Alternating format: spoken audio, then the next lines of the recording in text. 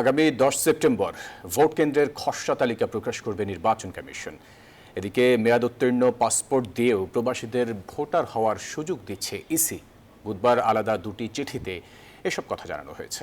অন্যদিকে সিএসির সঙ্গে সাক্ষাৎ করে দ্বৈত নাগরিকদের ভোটের অধিকার নিশ্চিতের অনুরোধ জানিয়েছে এবি পার্টি। নির্বাচনের ট্রেন চলতে শুরু করেছে। এই ট্রেনে এবার উঠবেন প্রবাসী ভোটাররাও।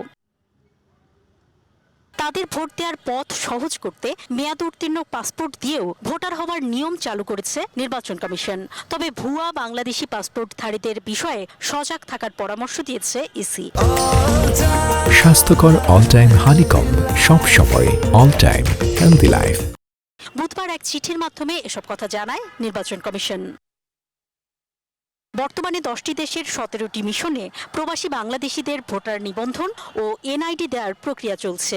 ফলে প্রবাসে ভোটার নিবন্ধনের ক্ষেত্রে প্রয়োজনীয় দলিলের সঙ্গে মেয়াদ সম্বলিত বা মেয়াদ উত্তীর্ণ বাংলাদেশি পাসপোর্টের কপি বা বিদেশি পাসপোর্টের কপি জমা দিতে হবে। এদিকে বুধবার সিএসির সঙ্গে সাক্ষাৎ করতে যান এবি পার্টির নেতারা। জানান দ্বৈত নাগরিকদের ভোটের অধিকার দেওয়ার অনুরোধ। দ্বৈত নাগরিকদের ভোট অধিকার দেওয়ার জন্য, মানে ইলেকশনে পার্টিসিপেট করার জন্য, যেটা আমাদের দেশে দ্বৈত নাগরিকরা পার্লামেন্ট ইলেকশন করতে পারেন না। 10 সেপ্টেম্বর ভোট কেন্দ্রের খসড়া তালিকা প্রকাশ করতে যাচ্ছে ইসি। আপত্তি নিষ্পত্তির শেষ দিন 12 অক্টোবর। ভোট কেন্দ্রের সম্ভাব্য তালিকা চূড়ান্ত হবে 20 অক্টোবর। অন্তরা বিশ্বাস, নিউজ 24, ঢাকা।